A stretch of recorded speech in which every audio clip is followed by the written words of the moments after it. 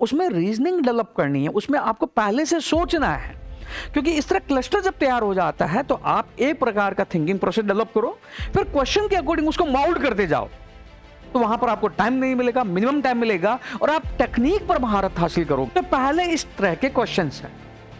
Second जो cluster है वो क्वेश्चन यहां पर उसका कॉन्फ्लिक्ट ऑफ इंटरेस्ट पर है। जब थ्योरी में भी वो question potential conflict of interest इस तरह जब पूछ चुका है, तो ये कॉन्फ्लिक्ट ऑफ इंटरेस्ट एक प्रकार का जो है क्राइसिस ऑफ कंसाइंस आपको पैदा करता है। यूपीएससी मेंस के लिए माइक्रो सिलेबस की डिकोडिंग होना बहुत जरूरी है। एथिक्स में हमने पहले पार्ट 1 देखा था कि एथिक्स में किस तरह के जो है थ्योरी वाले क्वेश्चन कैसे पूछे जा रहे हैं। थ्योरी क्वेश्चन का वेटेज जो है वो अराउंड 130 टू 120, बाकी जो अदर वेटेज है 120 टू 130 वो केस स्टडीज का है। और यूपीएससी का पेपर 4 एथिक्स का पेपर वो एक डिसाइसिव है आपके मेंस में 400 प्लस क्रॉस करने के लिए। और यहां पर एवरेज जो मार्क्स आ रहा है वो 100, परंतु जो सिलेक्शन लेके जा रहा है उसके मार्क्स 120 प्लस आ रहे हैं। और ये पेपर ऐसा है कि जिसमें आप लीस्ट पढ़ो, थिंकिंग है और आपकी एक एनालिटिकल अप्रोच है, तो मार्क्स बहुत ज्यादा आ रहे हैं। और उसी में एक पार्ट जो हम आज डिस्कस करेंगे वो है केस स्टडी। केस स्टडी ऐसा जिसके लिए आपको पढ़ाई नहीं की जा सकती। इसमें आपको एनालिसिस करना है, सिंथेसाइज करना है, क्रिटिकली सोचना है, जो आपका डिसीजन मेकिंग का टेस्ट है। इसमें जो है अभी हम यूपीएससी का पूरा इतिहास भी देखें तो यूपीएससी ने जितने भी केस स्टडीज पूछी है उसमें उसने 27 टाइप्स ऑफ केस स्टडीज पूछी है। अगर हमें वो मोटा मोटी फ्रेमवर्क पता हो और उस मोटा मोटी फ्रेमवर्क के लिए हम अगर पहले से ही क्या स्टेप्स लगानी है, पहले से किस थिंकर की रीजनिंग को यूज करना है, किस जो है वे में हम प्रेजेंट कर पाए, वो अगर प्रिपेयर कर पाते हैं तो इस केस स्टडी में आसानी से हम मार्क्स फेच कर सकते हैं। और ये जो है केस स्टडी पार्ट ऐसा है जहां इनोवेशन के अपार संभावनाएं हैं। और इन केस स्टडीज में मैक्सिमम जब क्वेश्चन जब कैंडिडेट अटेंड करता है वो 2 या 3 ऑप्शन में ही अटक जाता है। तो इसमें ऑप्शन हमें कैसे जनरेट करना है वह भी काम करना है, ऑप्शन को एक्सेप्ट करना है, रिजेक्ट करना है, उसके लिए रीजनिंग क्या होगी वह भी देखना। और ये यूपीएससी जो है अपने प्रीलिम्स 2026 में भी दर्शा चुका है, जहां 3 क्वेश्चन जो है अंडरस्टैंडिंग पर, आपकी डिसीजन मेकिंग पर, एथिकल डिसीजन मेकिंग पर उसने क्वेश्चन पूछे हैं, जो 1 पेज लंबे क्वेश्चन थे, बट अननेसेसरी वहां पर डिबेट हो रहा है कि यूपीएससी वो क्वेश्चन कैसे पूछ सकता है। एंड इसमें इमोशनल फूल जो बन रहे हैं वो अननेसेसरी यूपीएससी को क्या कर रहे हैं, क्वेश्चन मार्क कर रहे हैं, परंतु यूपीएससी का नेचर हमेशा से वो ऐसा रहा है कि वो ऐसे क्वेश्चन पूछता ही है। तो लीव दैट डिबेट। हम मेंस के लिए अगर देखते हैं तो इसमें किस तरह के क्वेश्चन यूपीएससी पूछ रहा है, कैसे हमें इस पार्ट को जो है तैयार करना है। अब इसमें हम अगर देखें तो यूपीएससी जो पहले टाइप की केस स्टडी पूछ रहा है, क्लस्टर 1 टाइप, जो उसका शुरुआत से पकड़ रही है, वह विसल ब्लोइंग और रिपोर्टिंग जो है रॉन्ग डूइंग हो रही है उसके बारे में क्वेश्चन पूछ रहा है। कुछ हो रहा है, इसके लिए आप जो है आवाज उठा सकते हो कि नहीं उठा सकते हो, you have that integrity, you have that courage और नॉट। और ये जो है क्वेश्चन अगर हम देखें तो यहां पर यूपीएससी ने ये जो क्वेश्चंस का नेचर है अराउंड 13 से पूछना स्टार्ट किया है, अराउंड ये 6-7 क्वेश्चन लगातार उसने पूछे हैं। अब जब इस नेचर का क्वेश्चन है, इस नेचर के क्वेश्चन के लिए हम पहले से ही थिंकिंग को प्रिपेयर करें कि हमें कहां कांत यूज करना है, कहां रॉल्स यूज करना है, कहां पर जो है जस्टिस थ्योरी यूज करनी है, कहां पर कॉमन गुड अप्रोच यूज करनी है, और पहले से वो रीजनिंग तैयार रहे, बिकॉज पेपर 3 आवर्स में करना है। और 3 आवर्स में करने के लिए वो उस तरह का दिमाग हमारा पहले से सेट हो, रीजनिंग सेट हो, तो हम आसानी से क्वेश्चन कर सकते हैं। तो पहले इस तरह के क्वेश्चन है। सेकंड जो क्लस्टर है वो क्वेश्चन यहां पर उसका कॉन्फ्लिक्ट ऑफ इंटरेस्ट पर है। जब थ्योरी में भी वो question potential conflict of interest इस तरह जब पूछ चुका है, तो ये कॉन्फ्लिक्ट ऑफ इंटरेस्ट एक प्रकार का जो है क्राइसिस ऑफ कंसाइंस आपको पैदा करता है। और ये day to day decision making में इस तरह के फिनोमिना आते ही रहते हैं। और इसमें जो है आपका जो है प्रोक्योरमेंट कर रहे हो उसमें फैमिली मेंबर इन्वॉल्व है, या फैमिली मेंबर जो है उससे बेनिफिट कर रहा है या आपको वो स्वयं को फायदा दे रहा है, उस तरह के यहां पर क्वेश्चन है। तो यहां पर यूपीएससी ने 13, 18, 24, 25 और 25 में क्वेश्चन पूछे। 13 में तो जो पीआईओ का केस था जहां स्वयं ही वो वादी था, वही यूपीएससी ने क्वेश्चन पूछा था। 25 में जो है सुभाष जो सेक्रेटरी है पीडब्ल्यूडी का, और इसमें जो है उसके पास जो मेगा रोड प्रोजेक्ट की लोकेशन है, और इसमें नेफ्यू जो है मिनिस्टर का वो फेवर करने की कोशिश कर रहा है, यहां पर क्वेश्चन है।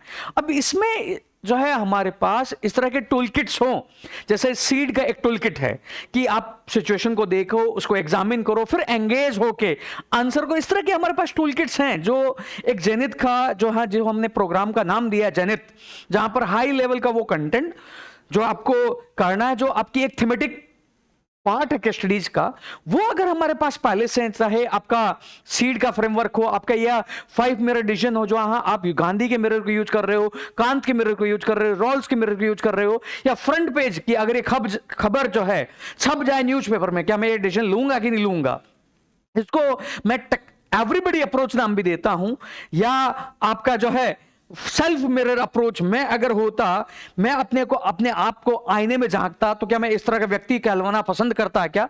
इस तरह के अगर फ्रेमवर्क है पहले से और वो रीजनिंग तैयार है, तो इस तरह के क्वेश्चन को हैंडल करने में, केस स्टडी को हैंडल करने में आसानी हो जाती है।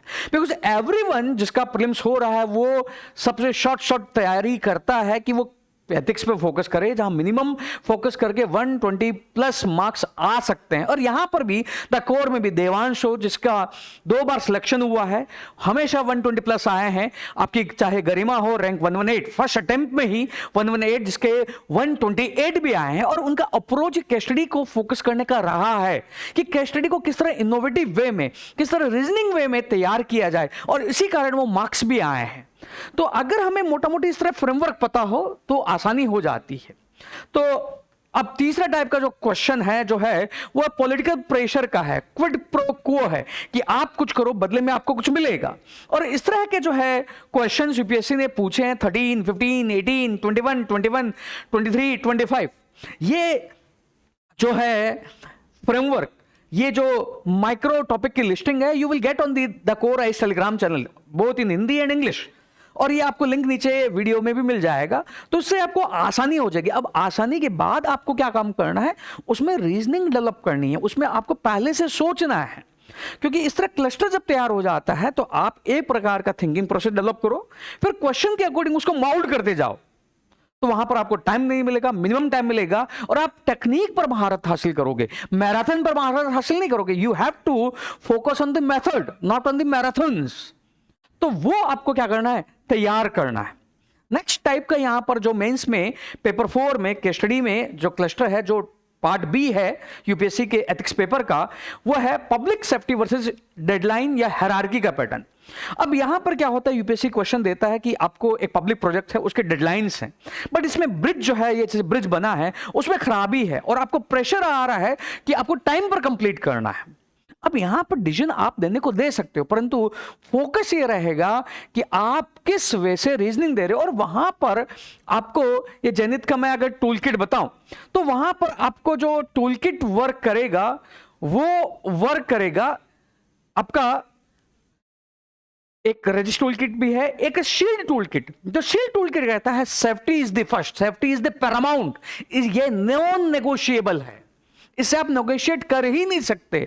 तो इसमें हार्ड आंसर पर, तो इस तरह के आपके पास फ्रेमवर्क है, आपके पहले से इस तरह की थिंकिंग प्रिपेयर है, तो आप इस तरह के क्वेश्चंस को क्या है, इस तरह की केस स्टडी को है हैंडल कर पाओगे।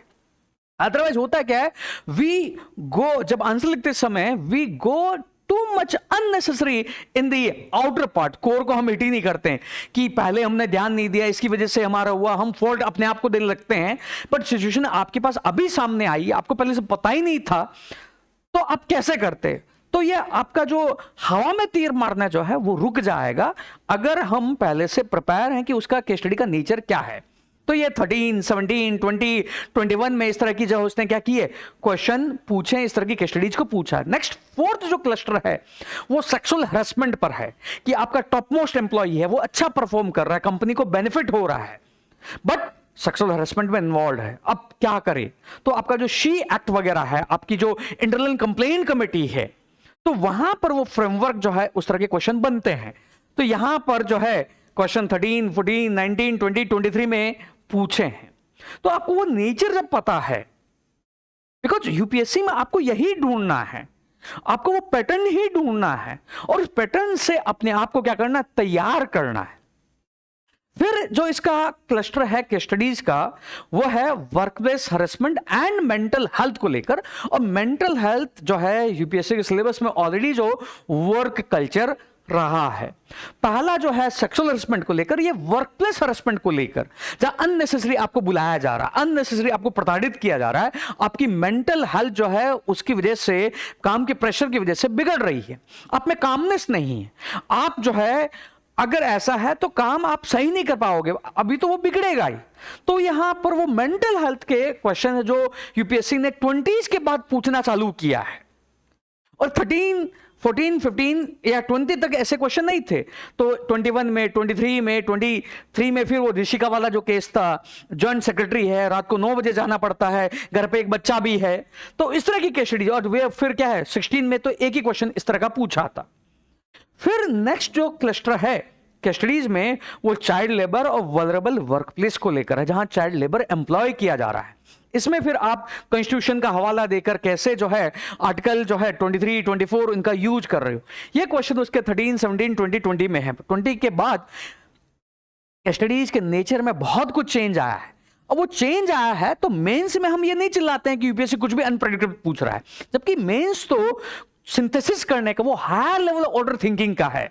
प्रीलिम्स तो उस हायर ऑर्डर लेवल थिंकिंग का इतना है ही नहीं। वहां कुछ क्वेश्चंस होते हैं जो प्रीलिम्स 26 में यूपीएससी ने जो 10 क्वेश्चन होते थे उसका परसेंटेज बढ़ा दिया। तो ये जो है अनप्रेडिक्टेबल रेंडमनेस आ रही है, वो रेंडमनेस तो मेंस में और है। और उस रेंडमनेस के लिए आपको क्या करना, तैयार करना है कि क्वेश्चन कुछ भी आए, आपने जो पढ़ा है उससे आप उस क्वेश्चन को हैंडल कैसे करेंगे। जहां प्रीलिम्स में तो स्कोप भी है, आप क्वेश्चन छोड़ सकते हैं, मेंस में तो वो स्कोप भी नहीं है, क्योंकि आपने वो क्वेश्चन छोड़ा तो you already out of the race. तो उस रेंडमनेस को, उस थिंकिंग लेवल को और ज्यादा प्रिपेयर करना है मेंस के लेवल पर। ये नेक्स्ट जो है 7th टाइप का केस स्टडी है। नेक्स्ट जो वो केस स्टडी जो टाइप 8 पूछ रहा है, वो कास्ट, जेंडर और आइडेंटिटी को लेकर जो डिस्क्रिमिनेशन हो रहा है वर्कप्लेस पर, जो आप सुन भी रहे हो, जिसमें आपका रोहित वर्मुला वाला केस भी था, या साइलेंटली कैसे जो है अभी भी इंडिया में, इंडिया की वर्किंग पोजीशन पे विद्यमान है। तो इस तरह के क्वेश्चन 15 में, 18 में और फिर 23 में। और कुछ केस स्टडीज जो है आप ओवरलैप भी कह सकते हो, जब वो एक क्लस्टर में है तो दूसरे क्लस्टर में भी वो क्या हो रही है, फिट हो रही है। जैसे ये जॉइंट सेक्रेटरी रशिका वाला केस था, मेंटल हरेसमेंट का भी था, तो रशिका वाला जो केस था वो है आपका डिस्क्रिमिनेशन का भी था, वुमेन का, जेंडर को लेकर, या जेंडर के प्रति सेंसिटिविटी। तो ये जो क्वेश्चंस हैं थोड़े ओवरलैप भी हैं, इंटरडिसिप्लिनरी थीम पर जो है इसको डिवाइड किया गया है।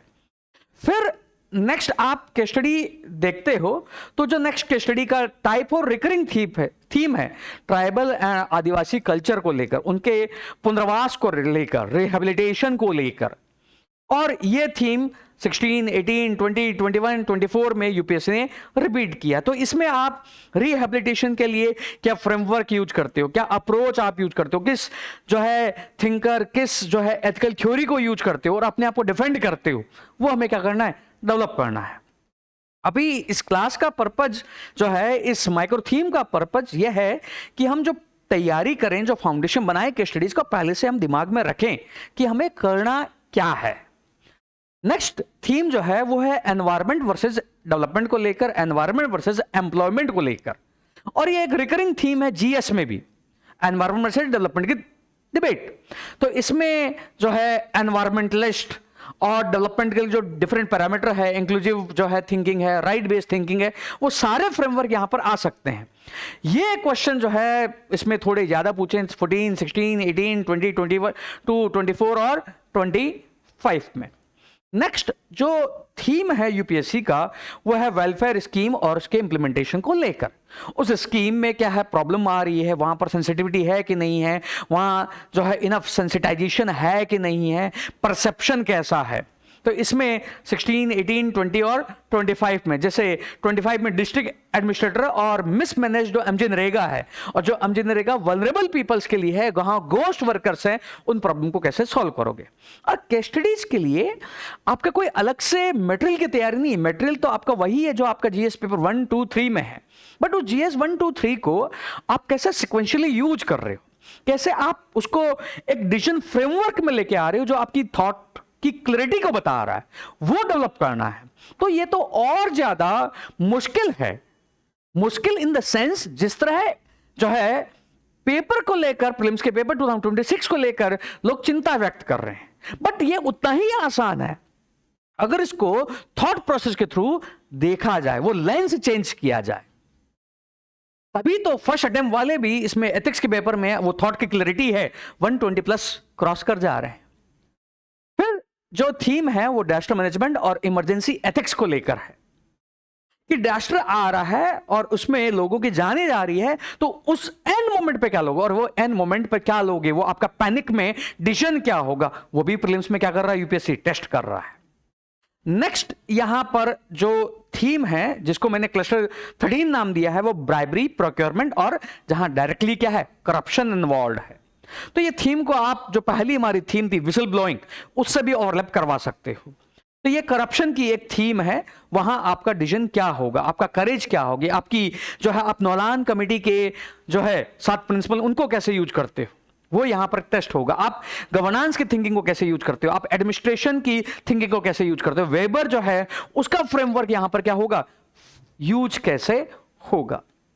नेक्स्ट जो थीम है वो है इनसाइडर इंफॉर्मेशन को लेकर, जिसको आप नाम सुनते हो सेबी के कंटेक्स्ट में इनसाइडर ट्रेडिंग, जहां पर इंफॉर्मेशन रिवील। तो इसमें जो है अप्रोच काम आती है चॉइस थ्योरी, विकल्प जो है सिद्धांत, और ये चॉइस थ्योरी भी बहुत हद तक जो है एक लेवल प्लेइंग फील्ड क्रिएट करवाती है। क्या आपने उसको ब्रीच किया क्या, तो उस थ्योरी को अगर आप सोचते हो तो इस तरह के आप क्या है क्वेश्चन हैंडल करने में क्या होगी, आसानी होगी, हमारा माइंड पहले से प्रिपेयर रहेगा।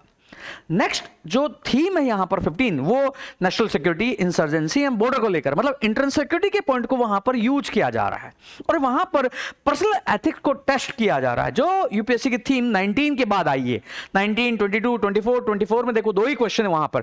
25 जहां पर 25 में जो स्पेशल ऑपरेशन है जो ट्राइबल एरिया में करना है, आपने एक एरिया को जो है घेर लिया है जहां पर 5 हार्डकोर क्रिमिनल है और आपने बहुत अच्छा काम किया है, बट वहीं आपके पास वुमेन आ जाती है, वो उस एरिया को घेर लेती है और वो आपको जाने नहीं देती, क्या करोगे। अब इस तरह की केस स्टडीज, इस तरह की केस स्टडीज।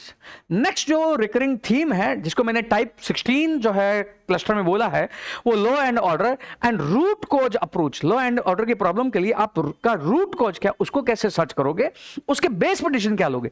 तो ये ओवरलैप जो है 16 का जो अप्रोच है वो 15 के साथ क्या कर रहा है, ओवरलैप कर रहा है, ओवरलैप कर रहा है। तो वहां पर इंटरनल सिक्योरिटी की वो जो अप्रोचेज है, आपका जो समाधान डॉक्ट्रिन है, आपका कैरेक्टरिस्टिक पॉलिसी है, तो वो यहां पर क्या करेगी, वर्क करेगी।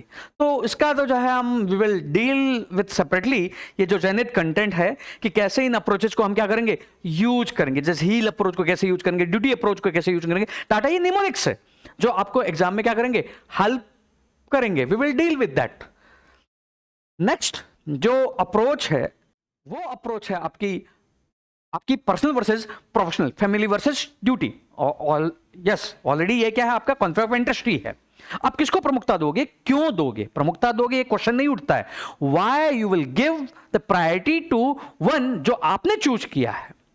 नेक्स्ट जो थीम है जिसको मैंने थीम 18 नाम दिया है, वो हेल्थ केयर, फार्मा और मेडिकल एथिक्स को लेकर है। और इस पर यूपीएससी ने जो है देख सकते हो 5 क्वेश्चन यहां पर पूछे, और कोविड-19 के बाद ये थीम और ज्यादा प्रोमिनेंट हो गई है।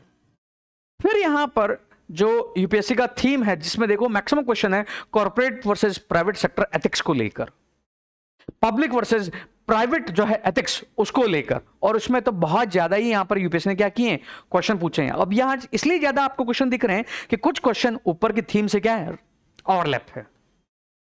नेक्स्ट जो थीम है टाइप क्लस्टर 20, जो मेटा केसेस हैं, जहां आप अपने एथिकल कंडक्ट को आपको क्या करना है, डिफेंड करना है।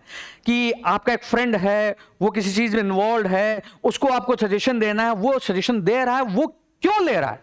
तो आपका जो मेटाकॉग्निशन है, आपका जो थिंकिंग पैटर्न है उसी को क्वेश्चन मार्क करवा के आप उसको जो है एक एथिकल डिसीजन कैसे दे रहे हो, वहां पर क्वेश्चन पूछा। और ये 3 तरह के इस तरह के क्वेश्चन पूछे हैं और जो थोड़ा डिफिकल्ट भी है हैंडल करना। नेक्स्ट जो उसका क्लस्टर है क्वेश्चन पूछने का, वो आरटीआई ऑपरेशन और ट्रांसपेरेंसी को लेकर है। 2 ही क्वेश्चन पूछे हैं। नेक्स्ट उसकी जो थीम है एजुकेशन और एकेडमिक इंटीग्रिटी को लेकर। फिर यहां पर जो अब वो नेचर आगे भी चेंज कर रहा है, थीम है डिजिटल मीडिया, सोशल मीडिया और एआई एथिक्स को लेकर। और ये थीम जो है एआई, आपका चैट जीपीटी, क्लाउड जो है, आपका एलएलएम जो आ रहा है, उसके बाद जो है प्रोमिनेंट हुई है। 23, 24 में क्वेश्चन पूछे हैं और मोस्ट प्रोबेबली 26 में भी क्वेश्चन पूछेगा। फिर आपकी जो थीम है पुलिस और इन्वेस्टिगेशन एथिक्स को लेकर, जिस तरह फेक एनकाउंटर्स हो रहे हैं, जहां जो है डेथ हो रही है, मीडिया ट्रायल और इन सब में, तो इस तरह जो है इन्वेस्टिगेशन के जो है क्वेश्चन, और ये क्वेश्चन यूपीएससी ने पूछे हैं। नेक्स्ट जो थीम है यहां पर लेबर रिलेशन और कंपनसेशन को लेकर। अब यहां पर ये नहीं देखना है, मतलब क्वेश्चन ये पूछा जा रहा है कि लेबर की गलती है, यस कंपनसेशन को ऑर्गेनाइजेशन को देना चाहिए, बट क्या लेबर की जो गलती है क्या उसका खामियाजा ऑर्गेनाइजेशन भुगतान करे। अब यहां ये मैटर नहीं करता कि what decision you are giving, जो आप डिसीजन दे रहे हो आप उसको डिफेंड कैसे कर रहे हो। तो वहां पर जो है 2 क्वेश्चन इस तरह के पूछे हैं। नेक्स्ट जो थीम है वो ब्यूरोक्रेसी, और ब्यूरोक्रेसी में पॉलिटिकल जो इंटरफेरेंस हो रहा है, तो आप कैसे पोलाइटली ना बोल रहे हो, पोलाइटली जो है उसको रिफ्यूज कर रहे हो, कन्फ्रंटेशन नहीं कर रहे हो। इस तरह के 3 जो है क्वेश्चन पूछे हैं। केस स्टडीज पूछी है, नॉट रॉन्ग टू से द क्वेश्चन। नेक्स्ट जो है, जो अभी करंट में थीम आ रही है माइग्रेशन और डिस्प्लेसमेंट को लेकर, तो ये थीम जो है डिजास्टर से क्या करती है, ओवरलैप करती है। तो यह जो है आपकी 16 थीम जो है, 27 थीम, इस तरह की थीम्स को यूपीएससी ने क्वेश्चन पूछा है।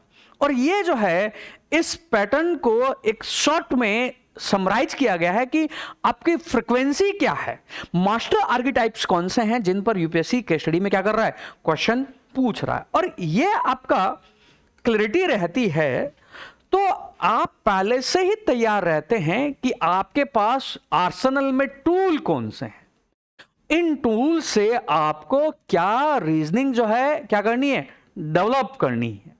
और रीजनिंग के बेसिस पर आप जो है कैसे अपने क्या दोगे, डिसीजन दोगे।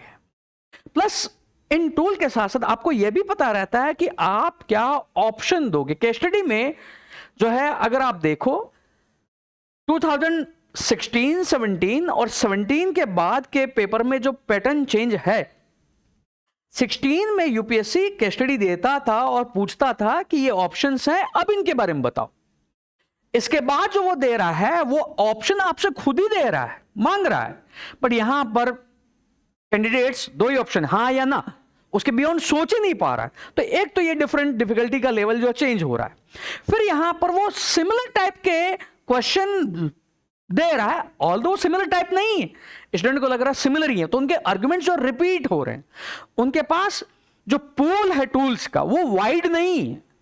केवल एक अप्रोच जो है वो डेवलप की जा चुकी है, कौन सी, स्टेक होल्डर अप्रोच। और इस स्टेक होल्डर में भी 2 टूल्स वो यूज कर रहे हैं, कांत का अप्रोच एंड एक यूटिलिटेरियन अप्रोच। अब ये समझना होगा इनके बियॉन्ड भी बहुत सारे टूल्स हैं।